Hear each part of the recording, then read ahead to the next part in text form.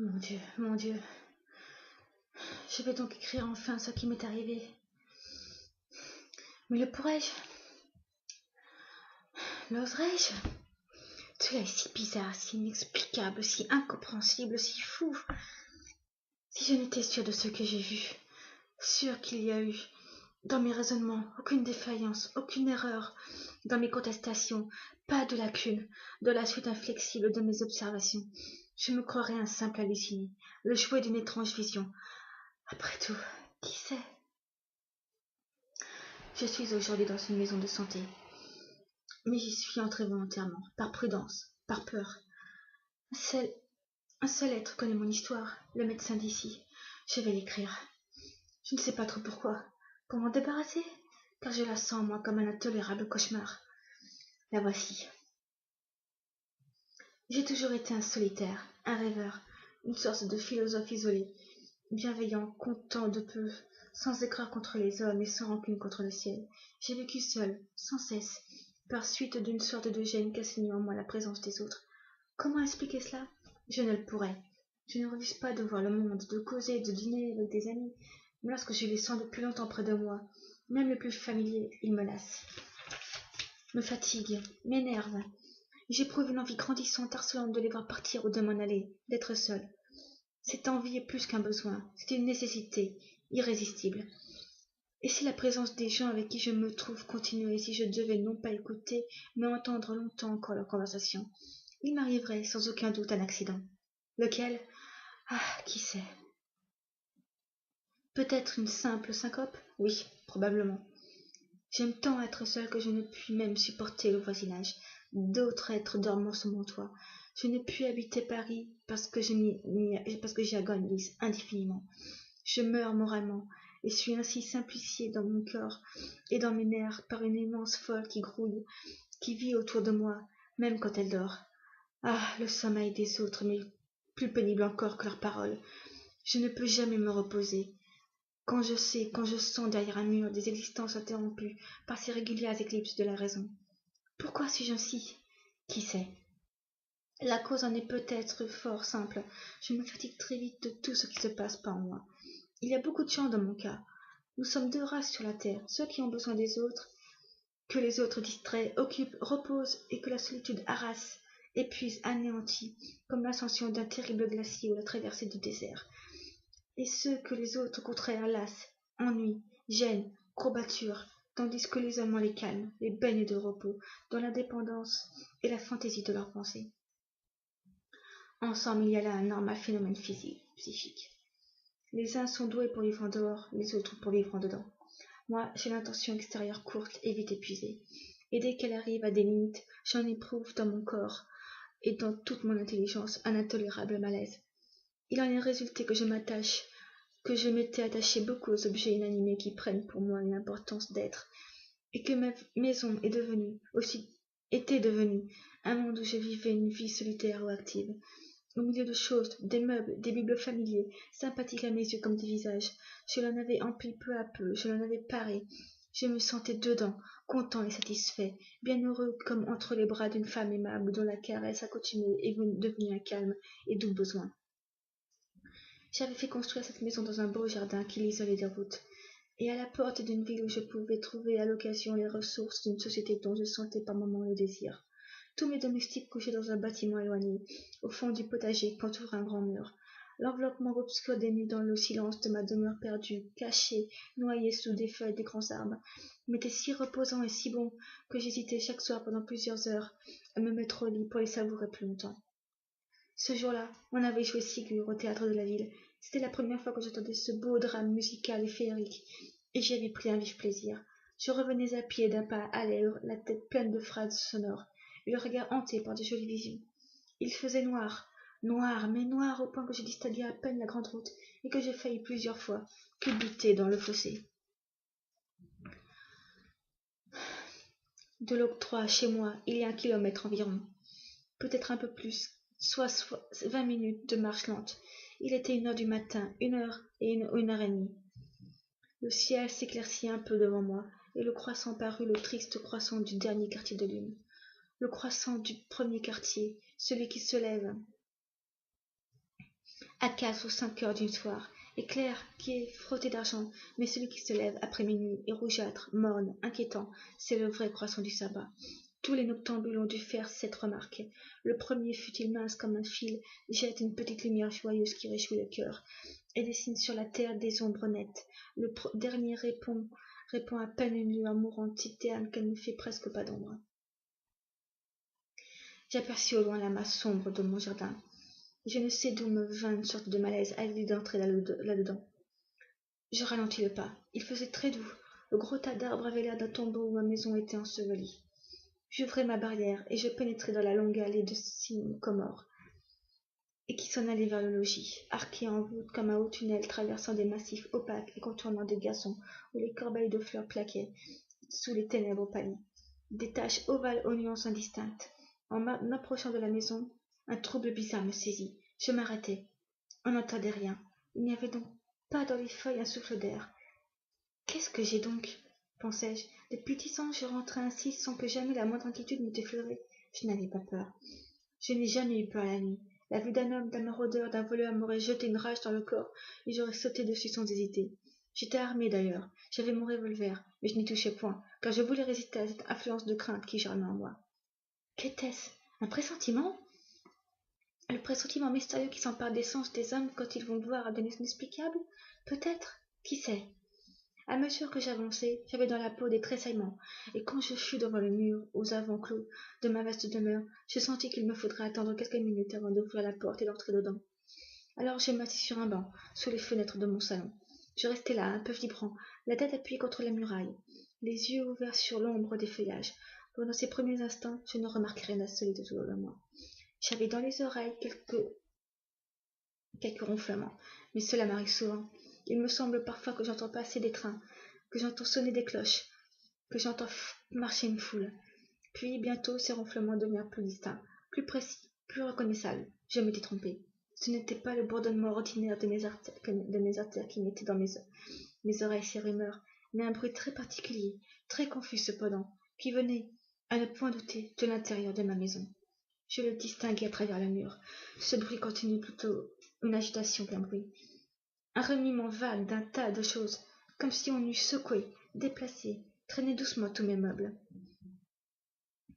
Oh, je doutais pendant un temps assez long encore de la sûreté de mon oreille, mais l'ayant collée contre un auvent pour mieux percevoir ce trouble étrange de mon logis, je demeurai convaincu, certain qu'il se passait chez moi quelque chose d'anormal et d'incompréhensible. Je n'avais pas peur, mais j'étais, comment expliquer cela, effaré d'étonnement.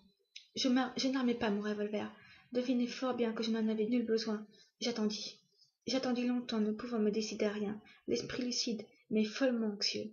J'attendis debout, écoutant toujours le bruit qui grandissait, qui prenait par moments une intensité violente, qui semblait devenir un grondement d'impatience, de colère, d'amour et mystérieuse. Puis soudain, honteux de ma lâcheté, je saisis mon trousseau de clefs, je choisis celle qu'il me fallait, je l'enfonçai dans la serrure et la fis tourner 2 fois, en poussant la porte de toute ma force. J'envoyai le battant heurter la cloison. Le coup sonna comme une détonation de fusil, et voilà qu'à ce bruit d'explosion répandit, en haut du bas de ma demeure, un formidable tumulte. Ce fut si subit, si terrible, si assourdissant que je reculai de quelques pas, et que bien que le sentant toujours inutile, je tirai de sa gaine mon revolver. J'attendis encore. Oh, peu de temps. Je distinguai à présent un extraordinaire piétinement sur les marches de mon escalier, sur les parquets, sur les tapis, un piétinement non de chaussures, de souliers humains, mais de béquilles de bois et de béquilles de fer, qui vibraient comme des cymbales. Et voilà que j'aperçus tout à coup, sur le seuil de ma porte, un fauteuil, mon grand fauteuil de lecture, qui sortait en se dandinant. Il s'en alla par le jardin, d'autres le suivaient, ceux de mon salon, puis les canapés bas se traînant comme des crocodiles sur leurs courtes pattes, puis comme mes chaises avec des bonds de chèvre, et les petits tabourets qui trottaient comme des lapins. Oh, quelle émotion! Je me glissai comme un massif où je demeurai accroupi, contemplant toujours ce défilé de mes meubles, car ils s'en allaient tous, l'un derrière l'autre, vite ou lentement, selon leur taille ou leur poids. Mon grand piano à queue passa avec un galop de cheval emporté et un murmure de musique dans le flanc. Les moindres objets glissaient sur le sable comme des fourmis, les brosses, les cristaux, les coupes où le clair de lune accrochait des feux phosphorescents de verre luisant. Les étoffes rampaient, s'étalaient, en flaques à la façon des pieuvres de la mer. Je vis paraître mon bureau, un rare bibelot du dernier siècle, qui contenait toutes les lettres que j'ai reçues, toute l'histoire de mon cœur, une vieille histoire dont j'ai tant souffert, et dedans étaient aussi des photographies. Soudain, je n'ai plus peur. Je m'élançai sur lui, et je le saisis comme on saisit un voleur, comme on saisit une femme qui fuit. Mais il allait d'une course irrésistible, et malgré mes efforts, et malgré ma colère, je ne pus même ralentir sa marche. Comme je résistais en désespéré à cette force épouvantable, je m'abattis par terre en luttant contre lui. Alors il me roula, me traîna sur le sable, et déjà les meubles qui le suivaient commençaient à marcher sur moi, piétinant mes jambes et les meurtrissant. Puis quand je l'eus lâché, les autres passèrent sur mon corps, ainsi qu'une charge de cavalerie par un soldat démonté. Fou d'épouvante, enfin je pus me traîner hors de la grande allée, et me cacher de nouveau dans les arbres pour regarder disparaître les plus infimes objets, les plus petits, les plus modestes, les plus ignorés de moi qui m'avaient appartenu. Puis j'entendis au loin dans mon logis sonore à présent comme une maison vide, un formidable bruit de portes renfermées. Elles claquèrent de haut en bas de la demeure jusqu'à ce que celle du vestibule que j'avais ouverte moi-même, insensée pour ce départ, se fût close. Enfin, la dernière. Je m'enfuis aussi courant vers la ville, et je ne repris mon sang-froid que dans les rues, en rencontrant des gens attardés. J'allais sonner à la porte d'un hôtel où j'étais connu. J'avais battu avec mes mains mes vêtements pour en détacher la poussière, et je racontais ce que j'avais perdu mon trousseau de clés, qui contenait aussi celle du potager, où couchaient mes domestiques en une maison isolée, derrière le mur de clôture qui préservait mes fruits et les légumes de la visite des maraudeurs. Je m'enfonçai jusqu'aux yeux dans le lit qu'on me donna, mais je ne pus dormir, où j'attendais le jour en écoutant bondir mon cœur. J'avais ordonné qu'on prévînt mes gens, dès l'aurore, et mon valet de chambre heurta ma porte à 7 heures du matin. Son visage semblait bouleversé. « Il est arrivé cette nuit un grand malheur, monsieur, dit-il. Quoi donc? On a volé tout le mobilier de monsieur, tout, jusqu'aux plus petits objets. » Cette nouvelle me fit plaisir. Pourquoi? Qui sait? J'étais fort maître de moi, sûr de dissimuler, de ne rien dire à personne de ce que j'avais vu, de le cacher, de l'enterrer dans ma conscience comme un effroyable secret.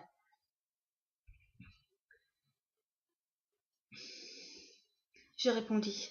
Alors ce sont les mêmes personnes qui m'ont volé mes clés. Il faut prévenir tout de suite la police. Je me lève et vous y rejoindrai dans quelques instants. L'enquête dura 5 mois. On ne découvrit rien. On ne trouva ni le plus petit de mes bibelots, ni la plus légère trace des voleurs.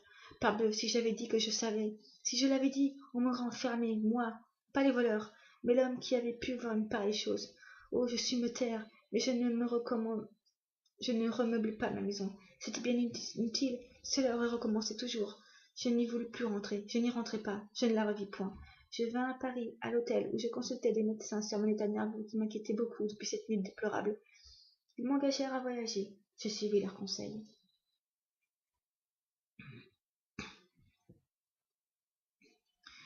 Je commençai par une excursion en Italie. Le soleil me fit du bien. Pendant 6 mois, j'irai de Gênes à Venise, de Venise à Florence, de Florence à Rome, de Rome à Naples. Puis je parcourus la Sicile, terre admirable par sa nature et ses monuments, reliques laissées par les Grecs et les Normands. Je passai en Afrique, je traversai pacifiquement ce grand désert jaune et calme où errent les chameaux, des gazelles et des arabes vagabonds, où dans l'air léger et transparent ne flotte aucune hantise, pas plus la nuit que le jour. Je rentrai en France par Marseille, et malgré la gaieté provençale, la lumière diminuée du ciel m'attrista. Je ressentis en revenant sur le continent l'étrange impression d'un malade qui se croit guéri, et d'une douleur sourde prévient que le foyer du mal n'est pas éteint. Puis je revins à Paris. Au bout d'1 mois, je m'y ennuyais. C'était à l'automne, et je voulus faire avant l'hiver une excursion à travers la Normandie que je ne connaissais pas. Je commençai par Rouen, bien entendu, et pendant 8 jours j'errai distrait, ravi, enthousiasmé par cette ville du Moyen-Âge, dans ce surprenant musée d'extraordinaires monuments gothiques. Or, un soir, vers 4 heures, comme je m'engageais dans une rue invraisemblable, où coule une rivière noire comme de l'encre nommée eau de Robec, mon attention, toute fixée sur la physionomie bizarre et antique des maisons, fut détournée tout à coup par la vue d'une série de boutiques, de brocanteurs qui se suivaient de porte à porte. Ah, ils avaient bien choisi leur endroit, ces sordides trafiquants de vieilleries, dans cette fantastique ruelle au-dessus de ce cours d'eau sinistre, sous ces toits pointus de tuiles et d'ardoises où grinçaient encore les girouettes du passé. Au fond des noirs magasins, on voyait s'entasser les bahuts sculptés, les faïences de Rouen, de Nevers, de Moustier, des statues peintes, d'autres en chêne, des Christ, des Vierges, des saints, des ornements d'église, des chasubles, des chapes, même des vases sacrés ou d'un vieux tabernacle en bois doré d'où Dieu avait déménagé. Oh, les singulières cavernes en ces hautes maisons, en ces grandes maisons, pleines de caves, de greniers, d'objets de toute nature dont l'existence semblait finie, ce qui survivait à leur naturel possesseur, à leur siècle, à leur temps, à leur mode, pour être acheté comme curiosité par les nouvelles générations. Ma tendresse pour les bibelots se réveillait dans cette cité antiquaire. J'allais de boutique en boutique, traversant en deux enjambées les ponts des 4 planches pour y jeter sur le courant nauséabond de l'eau de Robec. Miséricorde, quelle secousse! Une de mes plus belles armoires m'apparut au bord d'une voûte encombrée d'objets et qui semblait l'entrée des catacombes d'un cimetière de meubles anciens. Je m'approchai tremblant de tous mes membres, tremblant tellement que je n'osais pas la toucher. J'y avançai la main, j'hésitais. C'était bien elle pourtant, une armoire Louis XIII, unique, reconnaissable par quiconque avait pu la voir une seule fois. Jetant soudain les yeux un peu plus loin vers les profondeurs plus sombres de cette galerie, j'aperçus 3 de mes fauteuils couverts de tapisseries, au petit point, puis plus loin encore, mes 2 tables en rideaux si rares qu'on venait les voir de Paris. Songez à l'état de mon âme, et j'avançai perclus, agonisant d'émotion, mais j'avançai, car je suis brave, j'avançai comme un chevalier des époques ténébreuses pénétré en un séjour de sortilège. Je retrouvai de pas en pas tout ce qui m'avait appartenu, mes lustres, mes livres, mes tableaux, mes étoffes, mes armes, tout, sauf le bureau plein de mes lettres, et que je n'aperçus point. J'allais descendant à des galeries obscures pour remonter ensuite aux étages supérieurs. J'étais seule. J'appelais, on ne me répondait point. J'étais seule. Il n'y avait personne dans cette maison vaste et tortueuse comme un labyrinthe. La nuit vint, je dus m'asseoir dans les ténèbres sur une de mes chaises, car je ne voulais point m'en aller. De temps en temps je criai « Hola, hola, quelqu'un !» J'étais là, certes, depuis plus d'1 heure que j'entendais des pas légers, lents je ne sais où. J'ai failli me sauver, mais me redissant, j'appelai de nouveau et j'aperçus une lueur dans la chambre voisine. « Qui est là ?» dit une voix. Je répondis. « Un acheteur. » On répliqua. « Il est bien tard pour entrer ainsi dans les boutiques. » Je repris. « Je vous attends depuis plus d'1 heure. Vous pouviez revenir demain. Demain, j'aurais quitté Rouen. » Je n'osais point avancer, et il ne venait pas. Je voyais toujours la lueur de sa lumière éclairant une tapisserie où 2 anges volaient au-dessus des morts d'un champ de bataille. Elle m'appartenait aussi. Je dis « Eh bien, venez-vous ?» Il répondit « Je vous attends. » Je me levai et j'allai vers lui. Au milieu d'une grande pièce était un tout petit homme, tout petit et très gros, gros comme un phénomène, un hideux phénomène. Il avait une barbe rare, aux poils inégaux, clairsemés et jaunâtres, pas un cheveu sur la tête, pas un cheveu. Comme il tenait sa bougie élevée au bout du bras pour m'apercevoir, son crâne m'apparut comme une petite lune dans cette vaste chambre encombrée de vieux meubles. La figure était ridée et bouffie, les yeux imperceptibles. Je marchandai 3 chaises qui étaient à moi et les payai sur le champ une grosse somme, en donnant simplement le numéro de mon appartement à l'hôtel. Elle devait être livrée le lendemain avant 9 heures. Puis je sortis. Il me reconduisit jusqu'à sa porte avec beaucoup de politesse. Je me rendis ensuite chez le commissaire central de la police, à qui je racontai le vol de mon mobilier et la découverte que je venais de faire. Il demanda séance tenante des renseignements par télégraphe au parquet, qui avait inscrit l'affaire de ce vol, en me priant d'attendre la réponse. 1 heure plus tard, elle lui parvint tout à fait satisfaisante pour moi. « Je vais faire arrêter cet homme et l'interroger tout de suite, me dit-il, car il pourrait avoir conçu quelques soupçons et faire disparaître de ce qui vous appartient. Voulez-vous aller dîner et revenir dans 2 heures? Je l'aurai ici et je lui ferai subir un nouvel interrogatoire devant vous. Très volontiers, monsieur, je vous remercie de tout mon cœur. » J'allai dîner à mon hôtel et je mangeai mieux que je n'aurais cru. J'étais assez contente tout de même, on tenait. 2 heures plus tard, je retournai chez le fonctionnaire de la police qui m'attendait. Eh bien, monsieur, m'a-t-il dit en m'apercevant, on n'a pas trouvé votre homme. Mes agents n'ont pas pu mettre la main dessus. Ah, je me sentais défaillir. Mais vous avez bien trouvé sa maison? Demandai-je. Parfaitement. Elle va même être surveillée et gardée jusqu'à son retour. Quant à lui, disparu. Disparu. Disparu. Il passe ordinairement ses soirées chez sa voisine, une brocanteuse aussi, une drôle de sorcière, la veuve Bidin. Elle ne l'a pas vu ce soir et elle ne peut donner sur lui aucun renseignement. Il faut attendre demain. Je m'en allai. Ah, que les rues de Rouen me semblèrent sinistres, troublantes, hantées. Je dormis si mal avec des cauchemars à chaque bout de sommeil. Comme je ne voulais pas paraître inquiet ou pressé, j'attendis 10 heures le lendemain pour me rendre à la police. Le marchand n'avait pas reparu. Son magasin demeurait fermé. Le commissaire me dit « J'ai fait toutes les démarches nécessaires. Le parquet est au courant de la chose. Nous allons aller ensemble à cette boutique et la faire ouvrir. Vous m'indiquerez tout ce qui est à vous. » Un coupé nous emporta. Des agents stationnaient avec un serrurier devant la porte de la boutique qui fut ouverte. Je n'aperçus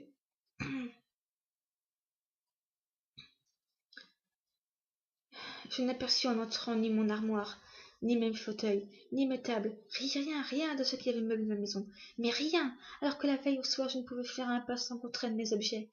Le commissaire central surpris me regarda d'abord avec méfiance. Mon Dieu, monsieur, lui dis-je, la disparition de ces meubles coïncide étrangement avec celle du marchand. Il sourit. C'est vrai, vous avez eu tort d'acheter et de payer des bibelots à vous hier, ça lui a donné l'éveil. Je repris. Ce qui me paraît incompréhensible, c'est que toutes les places occupées par le meuble sont maintenant remplies par d'autres. Oh, répondit le commissaire, il a eu toute la nuit et des complices sans doute. Cette maison doit communiquer avec les voisines. Ne craignez rien, monsieur, je vais m'occuper très activement de cette affaire. Le brigand ne nous échappera pas longtemps puisque nous gardons la tanière. Ah, mon pauvre cœur, comme il battait. Je ne demeurai qu'1 jour à Rouen. L'homme ne revint pas. Parbleu, cet homme-là, qui est-ce qui aurait pu l'embarrasser ou surprendre? Or, le 16e jour du matin, je reçus de mon jardinier, garde de ma maison pillée et demeurée vide, l'étrange lettre que voici. Monsieur, j'ai l'honneur d'informer monsieur ce qui s'est passé la nuit dernière, quelque chose que personne ne comprend, et la police pas plus que nous. Tous les meubles sont revenus, tous sans exception, tous, jusqu'au plus petit objet. La maison est maintenant toute pareille à celle qu'elle était la veille du vol. C'est à en perdre la tête. Cela s'est fait dans la nuit du vendredi à samedi. Les chemins sont défoncés comme si on avait traîné tout de la derrière de la barrière à la porte. Il en est ainsi le jour de la disparition. Nous attendons monsieur dont je suis le plus humble serviteur, Rodin Philippe. Ah mais non, ah mais non, ah mais non, je n'y retournerai pas. J'ai porté la lettre au commissaire de Rouen. C'est une restitution très adroite, dit-il. Faisons les morts. Nous pincerons l'homme un de ces jours. Mais on ne l'a pas pincé. Non, ils ne l'ont pas pincé. Et j'ai peur de lui maintenant, comme si c'était une bête féroce lâchée derrière moi. Introuvable, il est introuvable, ce monstre à crâne de lune. On ne le prendra jamais. Il ne reviendra point chez lui. Que lui importe à lui? Il n'y a que moi qui peux le rencontrer. Et je ne veux pas. Et s'il revient, s'il entre dans sa boutique, qui pourra prouver que mes meubles étaient chez lui? Il n'y a contre lui que mon témoignage, et je sens bien qu'il devient suspect. Ah, mais non, cette existence n'est plus possible, et je ne pouvais pas garder le secret de ce que j'ai vu. Je ne pouvais pas continuer à vivre comme tout le monde avec la crainte que ces choses pareilles recommençassent. Je suis venue trouver le médecin qui dirige cette maison de santé, et je lui ai tout raconté. Après avoir m'interrogé longtemps, il m'a dit: Consenteriez-vous, monsieur, à rester quelque temps ici? Très volontiers, monsieur. Vous avez de la fortune? Oui, monsieur. Voulez-vous un pavillon isolé? Oui, monsieur. Voudriez-vous recevoir des amis? Non, monsieur, non. Personne. L'homme de Rouen pourrait oser, par vengeance, me poursuivre ici. Et je suis seul, tout seul, depuis 3 mois. Je suis tranquille à peu près, et je n'ai qu'une peur. Si l'antiquaire devenait fou, et si on l'on amenait à cet asile, les prisons elles-mêmes ne sont pas sûres.